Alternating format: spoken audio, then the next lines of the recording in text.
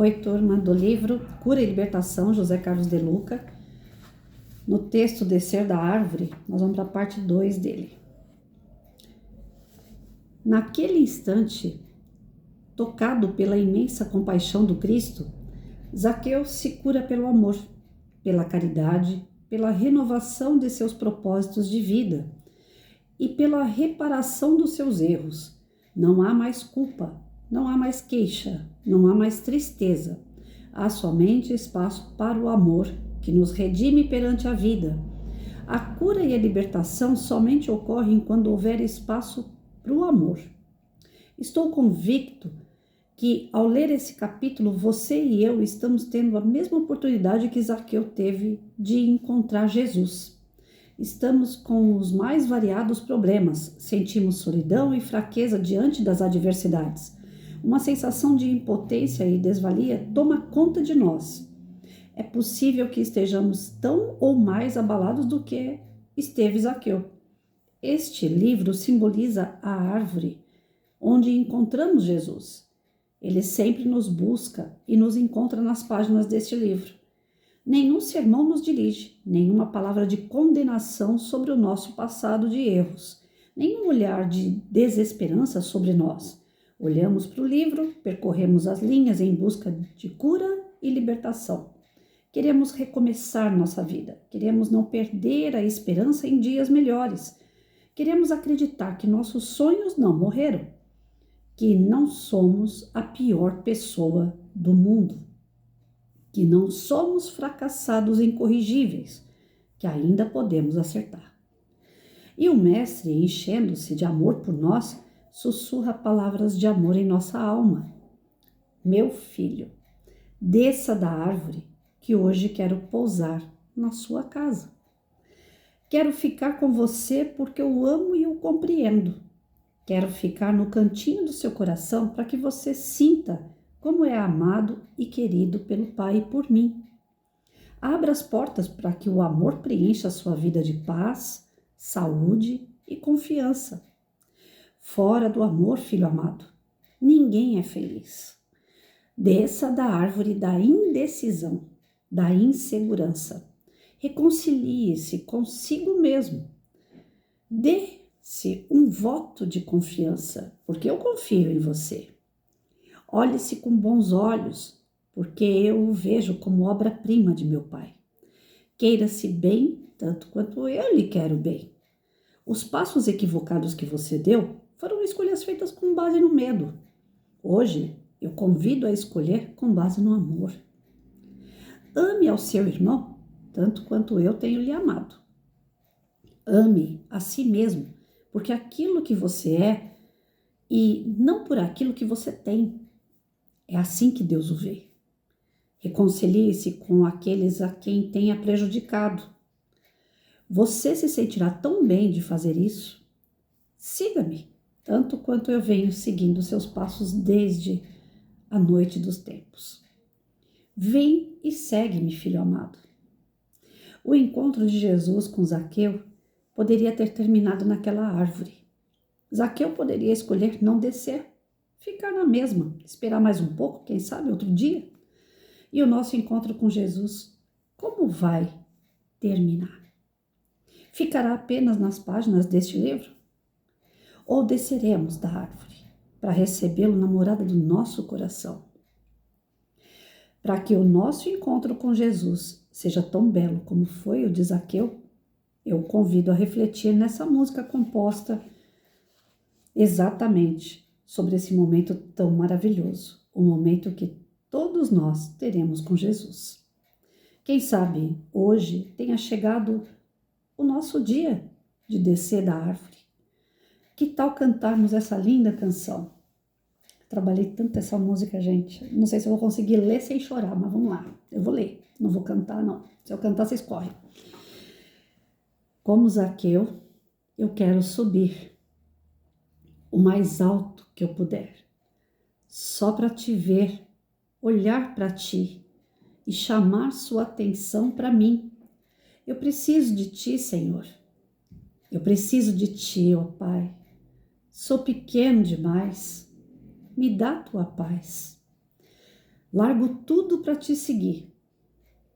Entra na minha casa, entra na minha vida, mexe com minha estrutura, sara todas as feridas. Me ensina a ter santidade. Quero amar somente a ti. Porque o Senhor é meu bem maior. Faz um milagre em mim. É difícil. O nariz vai ficando vermelho, e aí a gente se emociona, porque além de ser uma música, é uma prece, é um encantamento.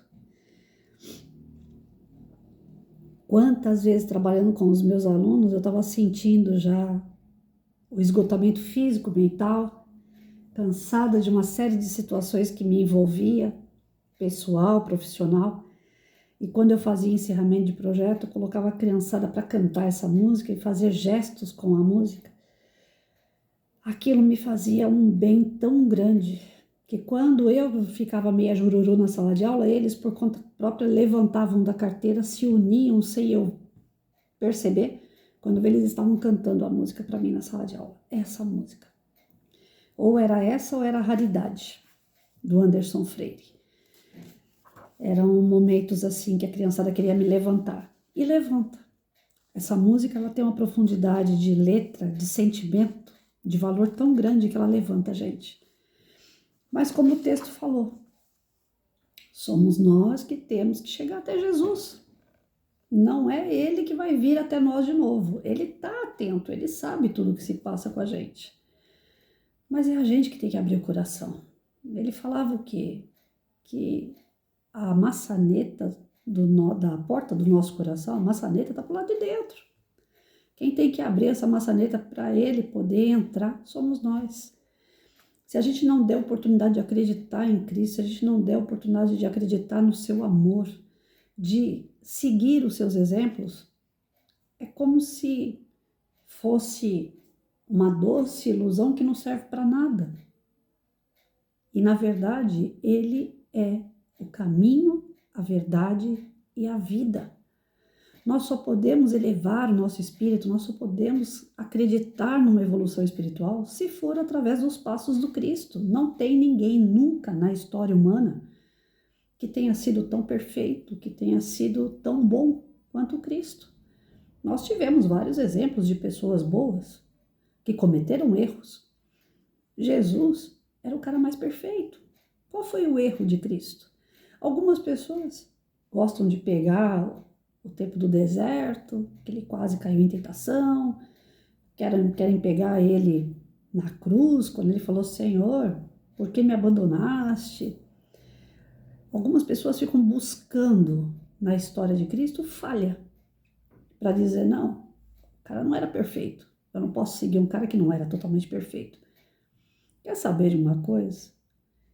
Eu não fico buscando falha em ninguém, porque quem sou eu para buscar uma falha? Eu sei que tem, todo mundo tem. Conversando com um amigo ontem à noite, a gente, Madre Teresa de Calcutá, o Gandhi, Dalai Lama e não sei quem lá, são líderes espirituais? São pessoas que revolucionaram o seu tempo, tentando praticar o amor? Tentando praticar o amor? Sim. Mas seres humanos que cometem erros. Se eu for ver o erro do ser humano, eu não sigo a prática do amor que eles tentaram pregar. É como se a Patrícia quisesse fazer um trabalho social. Um exemplo tosco que eu vou dar, como já aconteceu inclusive. Estou lá, me propus a ficar numa barraquinha, num evento espírita, onde eram pessoas cadastradas, famílias cadastradas, que recebiam cesta básica por mês. Chegou no Dia das Crianças, o centro fez uma festa gigante, dentro de um pátio, de uma quadra de uma escola. Chamou todas as famílias, vieram as crianças dessas famílias, o pátio ficou lotado de criança. A gente deu senha para que cada criança pudesse pegar um cachorro-quente, um salgado, um algodão doce. Então tinham as barraquinhas, a criança ia com a senha e pegava aquilo. Eu fiquei numa de cachorro-quente. Então dava a senha e eu dava o cachorro-quente. Eu percebi que tinha criança que pegava a fila mais de uma vez. Eu falei, mas foi dado uma senha para cada um. Alguma coisa de errado tem aí. Quando eu percebi que a criança tinha vindo no meio de tanta criança, eu observei que tinha uma que estava entrando na fila. Uma não, algumas. Falei, tá acontecendo alguma coisa de errado aí. Eles estavam, a gente, na boa vontade, nós deixamos num copinho e jogava a senha dentro do copinho, ficava embaixo do balcão. A molecada enfiou a mão embaixo do balcão e pegou a senha e repetiu. A gente não fica olhando o número de senha. A gente só pega e joga fora. Quando eu percebi que tinham feito isso, o meu coração endureceu. Naquela hora eu vi o quê? Eu vi o mal. Falei, nossa, a gente aqui fazendo o bem, se matando para poder dar uma festa bonita dessa. E aí a minha cabeça foi crescendo em maus pensamentos. Acabou aquela pureza de servir. Falei, eles não têm um pingo de educação. Criançada querendo roubar dos outros, porque a partir do momento que leva um lanche, né, 2, 3 vezes, tá tirando de quem vai vir pegar depois. Não é que é contadinho, mas a gente tem uma base, é 200 crianças, então deve ter 250 lanches. E aí? E se passa disso? Vai chegar um que vai vir com a senha dele e não vai comer. Aquilo me revoltou. O que eu comecei a fazer? Comecei a mandar a criança sair da fila na frente de todo mundo. É constrangimento? É. O que eu estava fazendo era caridade? Não. Tinha tolerância ali? Não. Eu comecei a ser grossa com aquelas crianças. Falei, opa, moleque, você já pegou a senha, vai, sai daí da fila. Deixa o outro que não pegou. E quem estava comigo não se manifestou. Ficou a Patrícia no meio do fogo cruzado. Era uma coisa minha. O centro não tinha nada a ver, o evento não tinha nada a ver. Quem tinha era eu. Era a minha dureza na hora. E nisso que eu comecei a colocar a molecada para fora da fila, eu injuriei, porque aí eu vi que tinha muitos. Aí eu falei, quer saber uma coisa? Esse trabalho eu não faço mais. Dessa forma, não, tá bagunçado. Aí eu critiquei o quê? A organização do evento. Sendo que eu podia ter pego aquele copo com fichas que foram jogadas lá dentro e colocado em outro lugar. Cadê que eles iam colocar a mão ali de novo? Mas na hora do nervoso, na hora daquele vucu-vucu, eu não pensei nisso, porque eu achava que quem estava comigo tinha que me ajudar a organizar aquela barraca, não era só eu, né? Comecei a pensar no prejuízo do próximo e veio tanta coisa na cabeça, e certamente a gente acaba cometendo erros. A gente acaba sendo intolerante, a gente acaba sendo grosso, estúpido. Alguns antigos que queriam ser bons, que queriam fazer coisas boas, também tinham que levar a ferro e a fogo algumas situações para que pudesse desenvolver a caridade. Porque eram os instrumentos que eles tinham na hora, na mão. Não tinha como ser diferente. Então, quem somos nós para criticar a forma que o outro agiu para desenvolver o amor? Nós não somos ninguém, porque nós também erramos. Então, quando o De Luca fala esse livro é como se fosse a árvore de Zaqueu, é uma forma que ele traz para a gente parar, pensar, refletir sobre os erros que nós tivemos, parar de julgar o próximo e não se condenar também.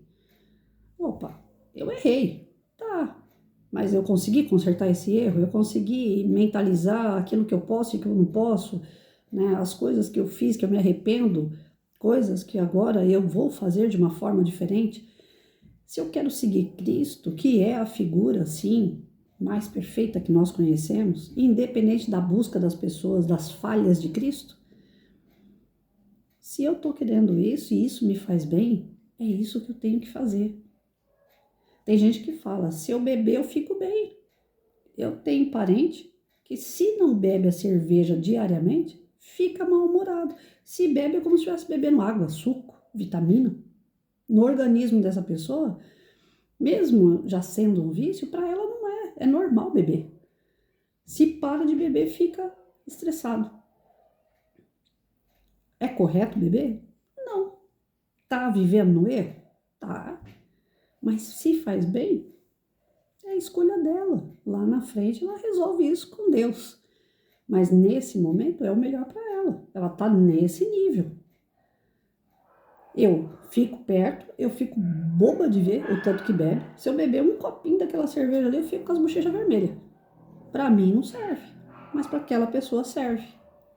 Cada um está num grau de evolução. O que é bom para mim pode não ser bom para você. Então nós temos que ter tolerância, paciência com aqueles que estão em volta. Cada um está vivendo o que quer viver. Tem o seu livre-arbítrio. E cabe a nós o quê? Respeitar. Dá para conviver? Não está te atrapalhando em nada? Respeita e convive. Está te atrapalhando? Não convive. Nós não temos que ficar dando murro em ponta de faca. Tem pessoas que realmente não dá para conviver. Traz sofrimento, gera sofrimento. Então é o momento que a gente coloca assim, olha, vai lá viver a sua vida do jeito que você escolheu, que eu vou viver a minha. Se um dia der certo, a gente se cruza de novo, a gente vai tentar outra vez, uma união, um relacionamento, uma vida em comum. Mas às vezes a gente fica insistindo num sofrimento. Nós insistimos no nosso sofrimento. Não existe maldade de Deus para conosco. Ele é vingativo. Ele está me dando dor, sofrimento. Ele causa tudo isso na minha vida porque eu escorreguei no quiabo. Você planta, você colhe. Eu nunca vi alguém plantar chuchu e colher abóbora. Nunca. Se isso já aconteceu, me mostra. Aí eu vou mudar meu discurso. Tudo aquilo que nós fazemos vai voltar. Mais dia, menos dia. Pode demorar, mas volta. Então, quando se pede para a gente descer da árvore e ir encontrar com Cristo, é parar de ficar em cima do muro, naquela incerteza, o que eu tenho que fazer? Não, é tomar uma atitude. E quando a gente dá um passo adiante, gente, não tem como a gente dar para trás. Toda vez que eu subi um degrau, eu não consegui voltar lá no outro degrau que eu estava. Quem fez pré-escola, volta para pré-escola? Quem fez uma faculdade de, vamos lá, de direito, se tornou um advogado, consegue voltar a ser um padeiro? Pode até ser, por hobby, mas não por profissão, porque você é um advogado. Você se formou, não tem como você voltar lá atrás e não ter a instrução de uma faculdade. Você tem faculdade, acabou. Não tem como o espírito voltar a ser ignorante. Nós cometemos erros, que talvez lá na nossa ignorância a gente já cometia também, mas com mais consciência. A própria consciência vai falar assim, fez caca de novo. A partir do momento que a gente dá um passo adiante, nós não voltamos. Então, quando a gente resolve descer da árvore, que a gente resolve entender os passos de Cristo, que a gente resolve agir com amor, que a gente quer esse envolvimento da verdadeira fé, que é uma fé para alguns abstrata, que precisa de prova, que precisa de...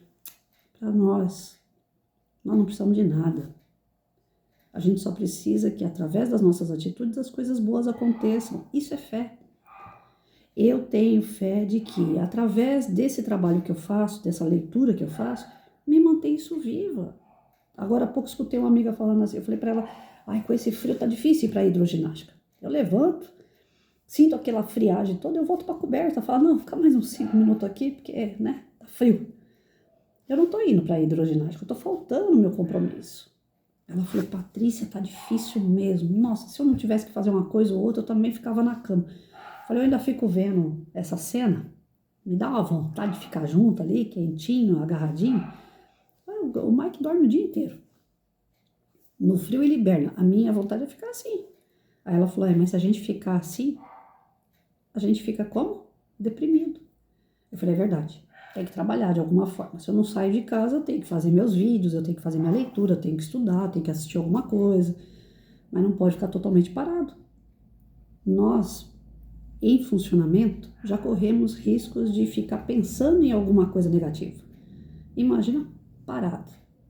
O pensamento vem sem querer. Podia estar do lado de uma pessoa. Ai, que saudade de outra pessoa. Ai, que vontade de ser criança de novo. Nossa, num tempo passado, uma hora dessa, eu estava em tal lugar, fazendo tal coisa. Aí começa a vir essas coisas na cabeça. Pronto. É um prato cheio para a espiritualidade, que nos acompanha o tempo todo, e que quer uma brecha para plantar na nossa cabeça pensamentos negativos. Trazer para a gente a baixa autoestima, a baixa elevação moral, de sentimentos, de energia.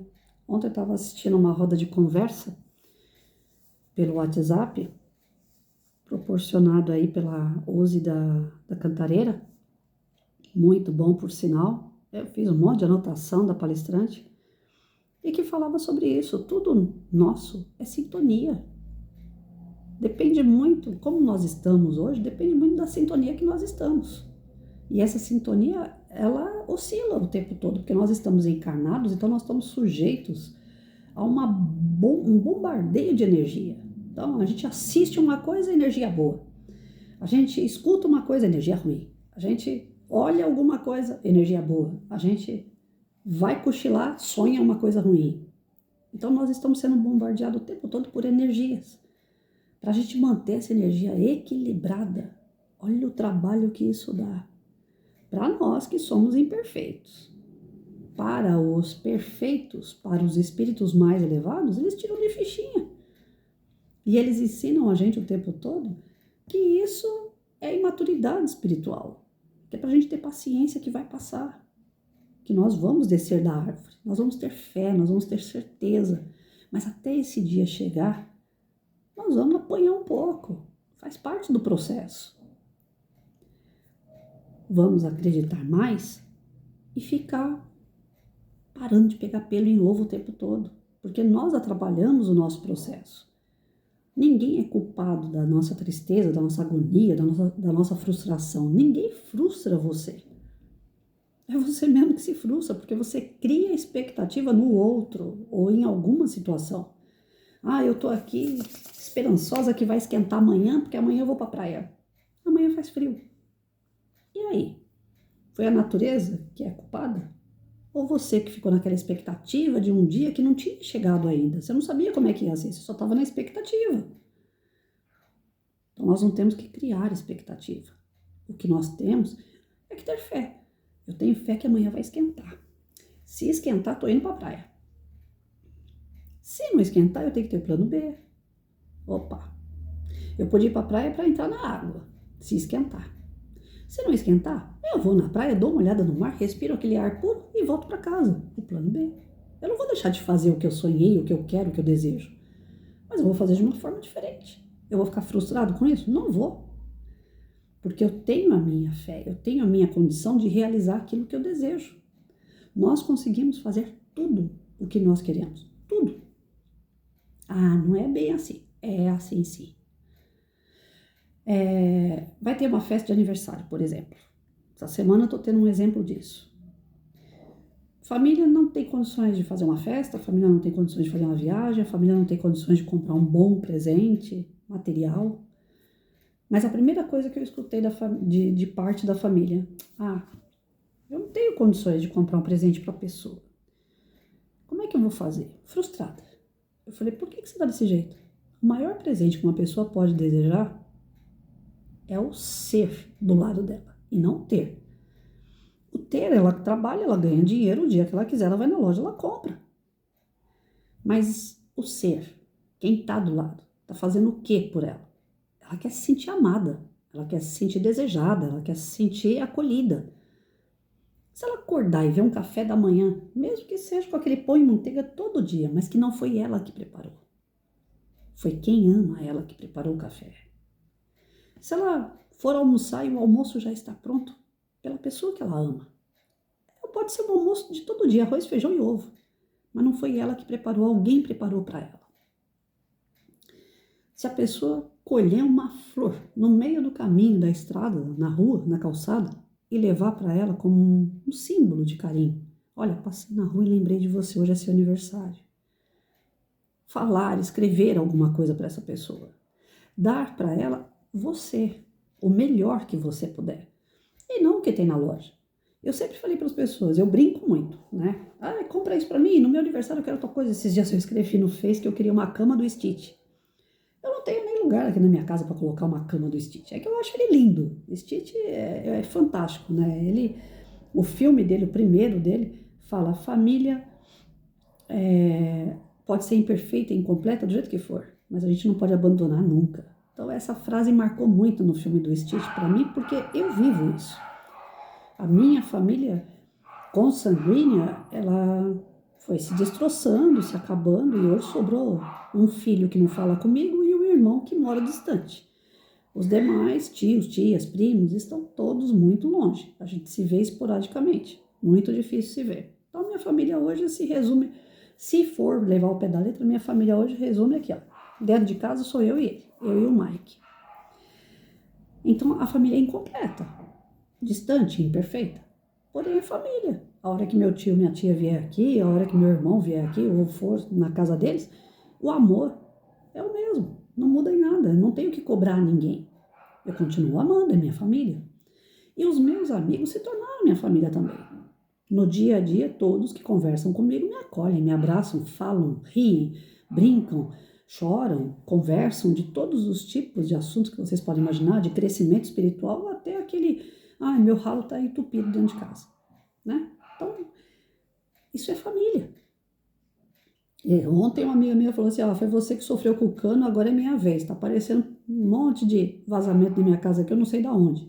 Então a gente compartilha o dia a dia com essas pessoas, se tornam família. E essa família é a família que nós escolhemos conviver. Então nós temos que relevar os seus defeitos, nós temos que agradecer a Deus que eles existem em nossa vida, porque através desse movimento de pessoas, de vários tipos de conversa, experiências, nós também crescemos, eles nos ajudam a crescer. Então nós temos que amar essas pessoas incondicionalmente. Mas é tão cheio de defeito, eu estou de saco cheio dessa pessoa. Esvazia o saco e volta lá. Aquela pessoa precisa de você e você precisa dela. Às vezes eu estou assim, às vezes eu quero me afastar um pouquinho, porque a pessoa é muito reclamona, está sempre reclamando, então não me faz bem, eu dou uma afastada. Depois eu volto lá e pego o pacote de volta, porque aquele pacote é meu. Eu sei que não está no meu caminho à toa. Agora, tem pessoas, como eu falei no começo do vídeo, faz você sofrer, gera sofrimento o tempo todo. Você não é um bode expiatório do mundo. Se você fez essa pessoa sofrer no passado e hoje você está colhendo esse fruto, você não tem que carregar isso em sofrimento. Você tem que carregar com resignação. Você consegue carregar com resignação sem sofrer tanto? Sem te fazer mal, sem te impedir de continuar progredindo? Beleza. Eu já tive pessoas na minha vida que me fez sofrer tanto que estava impedindo eu sair do lugar. Um narcisista de primeira. E era aquele tipo de pessoa que faz tudo errado e ainda fala que o errado é você. Mesmo que eu tinha meus erros e tenho, eu era sobreposto, né? O erro dele em cima do meu, aí eu pegava tudo pra mim. Aí você não sai do lugar, você só sofre. Isso tá errado. Você não pode conviver com uma pessoa assim, ela vai te impedir de ser feliz. E ninguém foi criado para ser infeliz. Todos nós temos um momento de aliviar e falar, chega, eu também preciso ser feliz. Como é que eu vou fazer isso, Senhor? Aí ele fala, me segue. Procura entender os meus passos. Procura fazer o que eu fiz. Jesus dizia, vocês são capazes de fazer tudo o que eu faço e muito mais. Quando eu li isso, eu falei, Jesus só pode estar doido, gente. Como é que eu vou poder fazer o que esse homem faz e muito mais? Mas nunca. Quem sou eu? Quem sou eu para estar lá crucificado, olhando para o bandido de um lado e para o outro? Senhor, perdoa eles, perdoa essa multidão que me crucificou aqui, porque eles não sabem o que fazem. Se eu estivesse lá pregado lá, eu ia querer metralhar todo mundo. Seus filhos da mãe, vocês estão me largando aqui e eu não tenho toda a culpa do mundo, eu não sou pior do que vocês, mesmo pelo contrário. A minha inferioridade não ia deixar eu ter essa grandeza toda. Então, eu entendia desse jeito. Depois, estudando a doutrina, a gente vai percebendo o quê? Que nós somos capazes de evoluir, de crescer, de aprender. E à medida que a gente vai aprendendo, realmente, os que estão abaixo da gente, os que estão mais ignorantes do que a gente, nós conseguimos ter um pouco mais de leveza para entender essas pessoas. Às vezes eu oscilo, né? Eu estava falando para um amigo ontem, falei, olha, eu vou brigar muito com você, porque tem coisas que você fala que eu não aceito. E aí eu não vou ficar aqui debatendo, não. Eu já vou mandar você se lascar logo. Presta atenção. É o meu jeito torto de ser. Tá certo, Patrícia? Não, lógico que não. Isso é ser igual a Jesus, ser maior? Não, lógico que não. Dentro da minha inferioridade, é o que eu posso mudar. Agora, tem outras situações que eu já olho com mais benevolência, com mais pureza, que eu tenho mais tato. E se eu fosse olhar anos atrás, eu não teria. Hoje, se eu pegasse uma barraquinha de cachorro-quente e visse um moleque cortando fila, tentando roubar a senha, eu poderia deixar ele pegar uma senha, mas antes disso ele ia ter que ouvir, né? Já é um caminho, pelo menos não ia xingar, tirar da fila com grosseria. Já tô melhorando. É a passos lentos, a gente não vai melhorar de uma vez só. A gente vai descer da árvore e não vai se tornar santo. Quando foi feita essa letra de música, eu tenho certeza que o cara foi muito feliz, né? Aqui tá falando que é pra gente subir o mais alto que a gente puder. Caramba, como é que a gente sobe o mais alto que a gente pode? Qual é o caminho que eu tenho que tomar para subir? E por que eu devo subir? Porque o espírito não foi feito para ficar parado. O espírito não foi feito para ficar congelado na mesmice da ignorância. Nós somos feitos simples e ignorantes, mas para evoluir. Então nós podemos subir. Mas para isso, eu preciso do Senhor. Eu preciso acreditar no meu Criador, acreditar nos passos do meu irmão maior, o ser mais perfeito que pisou na terra, que é Jesus. Eu preciso de algum exemplo. A criança precisa do exemplo dos pais para que ele levante, engatinha, anda, cai, chora, fica alegre, para ele segurar numa colher. Não precisa do exemplo do pai? Nós precisamos do exemplo do nosso irmão, Jesus. Porque nós somos infantis, então nós precisamos de Deus, nós precisamos de Jesus para a gente poder subir, para a gente evoluir. Para a gente evoluir, não adianta querer evoluir tropeçando, correndo, né? Nós somos atrapalhados por natureza. Às vezes, para subir num cargo, você pisa num colega de trabalho. Às vezes por querer, às vezes sem querer. Na ânsia de crescer profissionalmente. Errado. Tem que ter um pouco mais de paciência e mostrar o teu talento. Ah, mas eu mostro, eu trabalho direitinho, o patrão não vê. Alguém tá vendo. Vai chegar o seu dia, vai chegar a sua vez. Ah, eu faço tudo certinho dentro de casa, eu agrado meu marido, eu agrado meu filho, agrado meu cachorro. Caramba, ninguém tá vendo isso, eu não sou valorizado. Quem disse? Tem alguém vendo tudo isso. E você vai colher esses frutos. Nós não fazemos as coisas para o ser humano. Nós pensamos que fazemos. O ano passado eu consegui me envolver na festa junina de um centro espírita, ajudando com dinheiro, ajudando com prenda, mandando lembrancinha de festa junina para as crianças. Eu tinha um dinheiro guardado, eu consegui fazer isso. Esse ano eu não consegui dar um centavo nessa festa. Não consegui fazer materialmente o que no ano passado eu fiz. Então, a cada momento, nós temos fases de conseguir atingir os nossos objetivos em prol do próximo. E às vezes não. De início eu fiquei meio frustrada até. Falei, caramba, ano passado eu fiz tanto, esse ano eu queria fazer também, mas não estou conseguindo, não tenho recurso para isso. Eu me enfiei em dívida, como vocês bem sabem, por causa da minha casa, que deu problema com cano, com barata, é tanta coisa que apareceu aqui desde fevereiro para cá, que eu me embolei. Mas tudo o que aconteceu de fevereiro para cá me fez crescer muito mais do que a caridade que eu pratiquei com amor a alguns lugares, em época de festa junina, doando alimento, doando dinheiro, recursos. Então, a nossa caridade, às vezes, não é só para com o próximo. Às vezes a gente tem que parar e ter caridade com a gente mesmo. Esse é o encontro interno com Deus.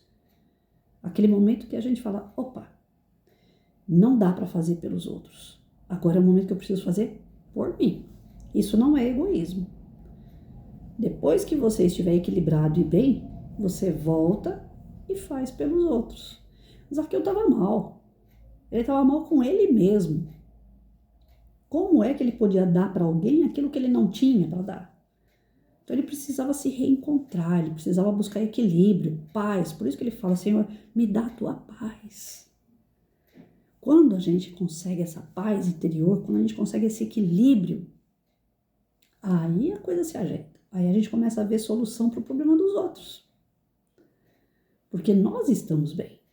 Então, esse reencontro com Jesus, essa força que a gente sente vinda de Deus, ela precisa estar em nós. Nós precisamos abrir o nosso coração para que isso ocorra. Independente da insegurança que nós temos, do medo, do receio, das dúvidas. Joga tudo isso pro alto e fala, se entrega. Tinha uma amiga minha, não lembro o nome dela agora, que ela falava assim, se joga. Tudo que eu ia fazer, ela falava assim, se joga e vê o que vai dar. E eu falava para ela, não é bem assim, tem que pensar, tem que ver as consequências. E ela, não, Patrícia, o que você está querendo fazer é bom. Se joga, mulher. Porque eu tinha dúvida se ia dar certo ou não. Eu falava, não tenha dúvida, vai lá e se joga. A palavra se joga eu não esqueço, mas a pessoa que falava eu esqueci. Não consigo lembrar agora. Mas toda vez que ela falava se joga, era um apoio tanto. É como se ela estivesse atrás de mim me empurrando, vai. E eu ia. E não me arrependi. Às vezes é imprudente fazer um negócio desse, lógico. Eu vou me jogar aí, e aí? E se der errado?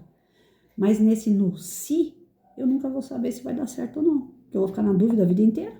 Então, às vezes, a gente precisa se jogar numa fé, precisa se jogar numa atividade. Quando meus amigos falaram, faz o canal do YouTube, eu falei, gente do céu, eu não fico aí preparando cabelinho, eu não tenho jeito pra coisa, eu não sou a pessoa visivelmente agradável. Sou uma velha caindo nos pedaços, pô. Pessoa que é jovens, né, que falam, tipo o Bozo, né, amiguinhos, o Bozo chegou. Eu não sou assim, eu sou sem graça. Patrícia, vai lá que vai dar certo. Eu falei, se eu ficar pensando muito, eu não vou. Então eu vou ver o que vai dar. Quando uma pessoa comenta lá e fala, poxa, eu escutei, eu refleti, eu gostei. Tem algumas coisas que você falou que pode mudar um pouquinho minha vida. É gratificante demais. Aí você não para. Que nem uma vez eu queria acabar com um canal. Botei os 3, né? 1 de educação e 2 espírita. Aí eu vi lá uma visualização em um dos canais. E eu falei, eu fico 40 minutos, 30 minutos fazendo uma leitura, conversando aqui, eu e a minha câmera, para poder levar uma mensagem, para poder aprender e levar uma mensagem. Para uma pessoa só ver, acho que não tá legal. Eu vou acabar com esse canal. Quando eu fui lá para deletar o canal, aí tinha uma mensagem. A mesma pessoa que visualizou deixou uma mensagem. Ela falou, o seu vídeo veio na hora certa para mim. Deus te abençoe, obrigada, me fez muito bem. Falei, não importa. Podia ter 1000 pessoas vendo e não servindo para nada. Uma viu e serviu. Então eu tenho que continuar. É assim. Quando a gente pede para Deus mexer com a nossa estrutura, não é para a gente ser estrela. Não é para a gente ser o máximo. É para a gente ser útil nas pequenas coisas. Ele pede isso para a gente todo dia. Quando eu levanto da minha cama, gente, todos os dias foi assim, antes da comorbidade e agora mais do que nunca. Eu falo com Deus, falo, olha, eu vou levantar, mas que eu seja útil, Senhor, me ajuda. Me ajuda a ser útil, porque não faz sentido nenhum para o ser humano existir sem ser útil. De fato, nós não viemos para ser servidos, nós viemos para servir. Quando a gente sucumbe a essa servidão, esse desejo de fazer o bem, quando a gente empaca, a nossa vida não tem sentido. Eu quero ter sentido para viver. Tem pessoas que, às vezes eu fico aí meio reclamona, né? Porque velho é assim, reclama de tudo. Aí tem um momento assim que você fica, eu queria que minha perna fizesse alguma coisa, minha perna não faz, eu tô com dificuldade. Tem hora que, né? Aí vem alguém e fala assim, você me ajuda tanto, você serve para alguma coisa. Para. A tua perna pode não estar funcionando, mas a tua boca, o teu carinho, o que você fala, o que você mostra, a sua grandeza de querer atravessar as dificuldades com bom ânimo. Você dá risada o tempo todo. Meu médico mesmo fala, toda vez que eu vou no consultório, oi, doutor. E ele sempre sorrindo, né? Fala, pelo menos dente eu ainda tenho, doutor. Tem que aproveitar. Vai que um dia eu chego aqui banguela e o senhor não vai ver meu dente. Então, as pessoas falam que até essas piadinhas sem graça que eu solto ajudam. Então, às vezes, uma coisa da gente não está funcionando, mas outra funciona. A gente tem que procurar, né? Achar dentro de nós o que nós podemos servir, o que nós podemos fazer pelo próximo. E quando a gente faz pelo próximo, a gente faz por nós mesmos, porque aquilo volta. É energia. Como eu vi ontem na palestra, né, na roda de conversa, a sintonia que nós criamos em volta. Se eu fosse uma pessoa amarga, ó dia, ó céus, ó azar, como é que eu ia enfrentar minha comorbidade, essa, entre aspas, solidão, porque é só eu e o pequeno aqui? Como é que eu ia enfrentar o desejo de querer fazer coisas que eu ainda não posso mais fazer? Então, eu não posso me entregar. Assim como eu, você que me ouve também não pode se entregar. Tem coisas que estão aí esperando por nós. Não dá para fazer de um jeito? Dá para fazer do outro. Deixa Jesus ser a sua estrutura. Ele pode mexer com você. Ele pode te transformar. Abre a maçaneta pro lado de dentro do coração. Deixa entrar. Mas eu tenho muita dúvida. Vai com dúvida mesmo. Mas eu tenho muito medo. Vai com medo mesmo.